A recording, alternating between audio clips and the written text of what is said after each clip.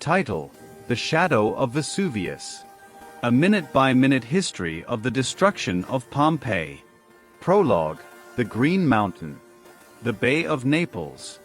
Early October, 79 AD. If you were to stand on the coastline of the Bay of Naples in the autumn of 79 AD, looking east, you would not see a monster. You would see a garden. The mountain that dominated the skyline, rising 4,000 feet above the azure waters of the Mediterranean, was not a jagged gray cone of ash. It was a lush, verdant pyramid, clothed in wild vines and dense forests of chestnut and oak. This was Mons Vesuvius. To the Romans living in its shadow, it was not a volcano, a word that did not even exist in their language in the modern sense. It was simply a mountain, a benevolent giant that blocked the harsh winds and fed the soil with a strange dark fertility that made the grapes grow sweeter and the olives grow fatter than anywhere else in the empire. For centuries, the mountain had slept.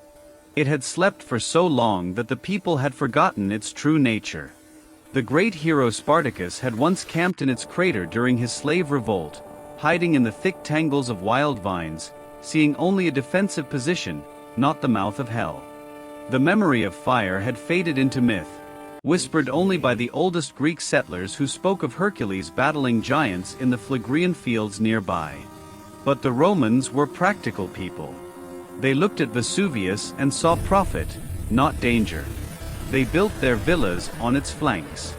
They planted their vineyards in its crater.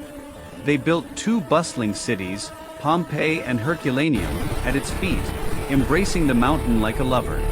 But the mountain was not sleeping, it was holding its breath. Deep beneath the limestone bedrock, 6 miles down, a massive chamber of magma was swelling. For years, the pressure had been building, pushing against a plug of rock that had sealed the vent for 800 years. The mountain was screaming, but in a language the Romans could not understand. The wells were drying up. The sheep on the upper slopes were dying from invisible, odorless gases seeping from the ground. The earth trembled with microquakes that rattled the wine cups on the tables, annoyances that the locals learned to ignore. They didn't know that these tremors were the sound of the plug failing. They didn't know that the Green Mountain was a loaded cannon pointed directly at their heads, and the fuse had already burned down to the powder.